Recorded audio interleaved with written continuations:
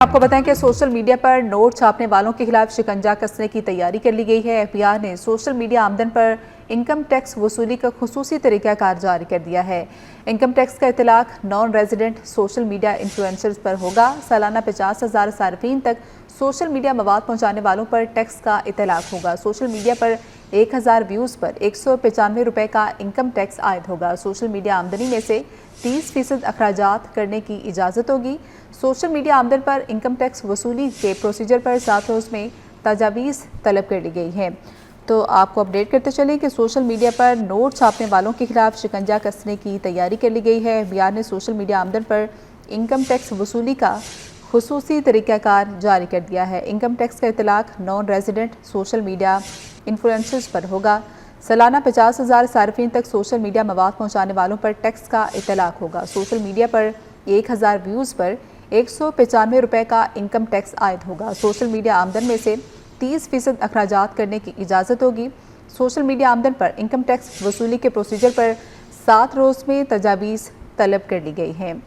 تو آپ کو اپڈیٹ کرتے چلیں کہ سوشل میڈیا پر نوٹ چھاپنے والوں کے خلاف شکنجہ کسنے کی تیاری کر لی گئی ہے۔ ایف بی آئی نے سوشل میڈیا آمدن پر انکم ٹیکس وصولی کا خصوصی طریقہ کار جاری کر دیا ہے۔ انکم ٹیکس کا اطلاق non resident social media influencers پر ہوگا۔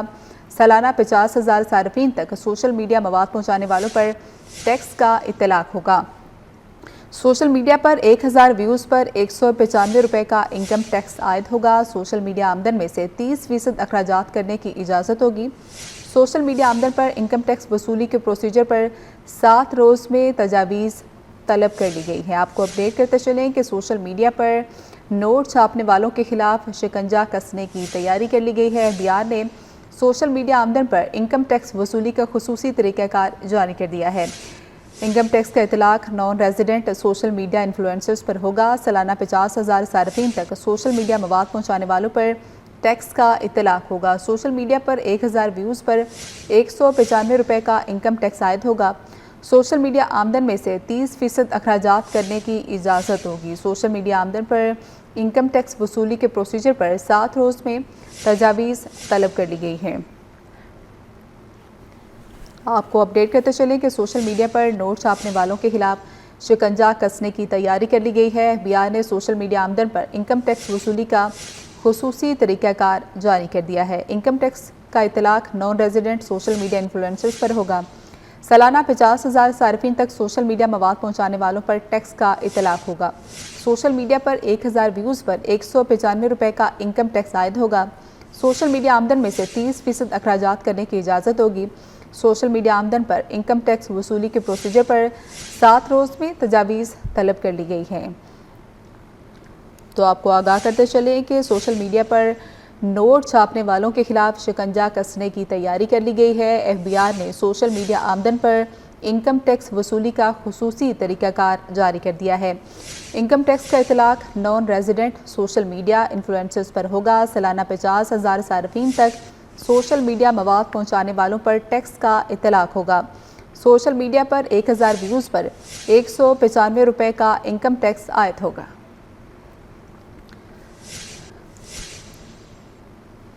اسی حوالے سے بات کرنے کے لیے سینئر اینکر پرسن منصور علی خان صاحب ہمارے ساتھ موجود ہیں۔ بہت شکریہ آپ کے ٹائم کے لیے۔ ایف بی آئی نے ڈیجیٹل معیشت کو ٹیکس نیٹ میں لانے کا فیصلہ کیا ہے اور سوشل میڈیا آمدنی پر ٹیکس لگنے لگا، کیسے دیکھتے ہیں اسے؟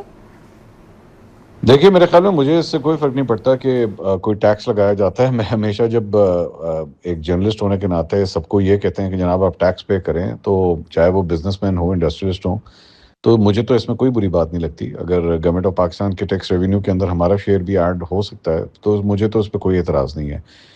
میں ہمیشہ یہ کہتا ہوں کہ ٹیکس کے بلبوتے کے اوپر ہی ظاہری بات ہے ملکوں کی اکانومی چلتی ہے، تو اگر اس میں میرا بھی حصہ بیچ میں ایڈ ہو سکتا ہے تو اس میں کیا بری بات ہے۔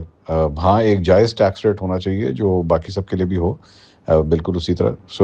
مجھے تو اس میں کوئی اعتراض نظر نہیں آتا۔ اور خاص طور پہ وہ لوگ جو پاکستان کی آڈینس کو کیٹر کرتے ہوئے باہر سے بیٹھ کے جو ہے اپنے ویلاگس کرتے ہیں، ان کو بھی ٹیکس نیٹ کے اندر جو ہے وہ آنا چاہیے، تاکہ یہ نہ ہو کہ وہ انفلوئنسرز یا یوٹیوب کانٹینٹ کریٹرز جو پاکستان کے اندر موجود ہیں وہ تو ٹیکس دیتے رہیں، لیکن جو پاکستان سے باہر بیٹھے ہوئے ہیں وہ ٹیکس سے استثنا ان کو ملتا رہے. سو یہ میرے خیال میں زیادتی ہوگی. لیکن مجھے on the whole as a principal مجھے کوئی اس پہ اعتراض نہیں ہے کہ اگر ہمیں ٹیکس نیٹ کے اندر ہمیں لایا جاتا ہے. جی ساتھ ہی رہے گا اجمل جامی سینئر صحافی اینکر پرسن بھی ہمیں جوائن کر چکے ہیں. اجمل جامی بہت شکریہ ٹائم دینے کے لیے. سوشل میڈیا آمدنی پر ٹیکس لگنے لگا ہے اور ڈیجیٹل معیشت کی جانب ایک اہم قدم جو ہے وہ ہونے لگا ہے. اس کو کس طرح سے دیکھتے ہیں؟ دوسری جانب ایف بی آر کا شارٹ فال بھی ہے, تو کیا ہم اس کو اس تناظر میں بھی دیکھ سکتے ہیں؟ دیکھیے یہ تو سراسر ناانصافی ہے, کیونکہ اگر آپ ویوز کے اوپر کسی بھی سوشل میڈیا جو انفلوئنسر ہے, سوشل میڈیا کا جو یوزر ہے, سوشل میڈیا کا کنٹینٹ کریٹر ہے, اس کے اوپر اگر پر ویوز بھی اگر آپ اس کے اوپر انکم ٹیکس لگائیں گے تو یہ سیدھا سیدھا گلا گھونٹنے کے مترادف بات ہوگی.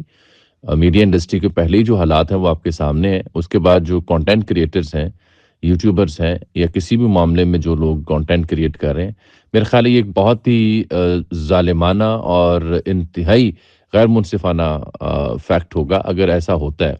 آئی اسٹل ہوپ سو کہ ایسا نہیں کیا جائے گا, لیکن اس سے وہ تمام تاثرات جو سوشل میڈیا کو کنٹرول کرنے کے لیے جو اگر مگر میں ہمیں تجاویز مل رہی تھیں, یہ معلوم ہوتا ہے کہ یہ درست ہے اور حکومت انہی خطوط پر سوچ رہی ہے.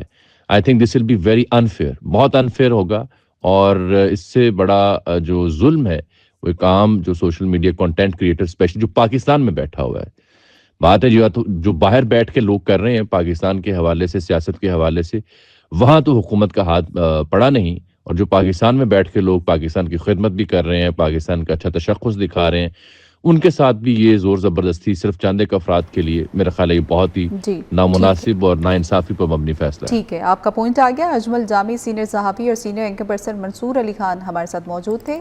آپ دونوں کا بہت شکریہ.